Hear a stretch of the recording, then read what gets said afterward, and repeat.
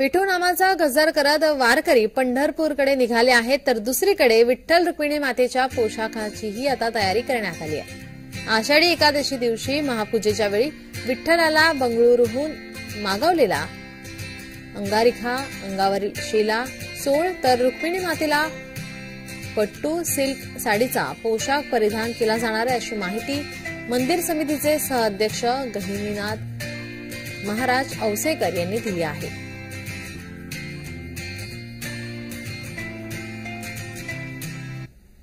भगवंताची अंगारिखा आहे, हे खास बेंगलोरहून आणलेलं आहे व याच्यावरचे जे सगळं आपण नक्षीकाम पाहत आहेत हे सगळं हाताने केलेलं आहे। त्यानंतर हे सोहळा आहे, अतिशय बेंगलोरी सिल्कचं सोहळा आहे, अतिशय सुंदर सोहळा आहे।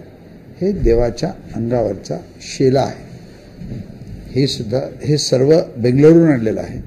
आणि ही पट्टू सिल्कची साडी आहे आणि ही साडी सुद्धा बेंगलोरहूनच आणलेली आहे।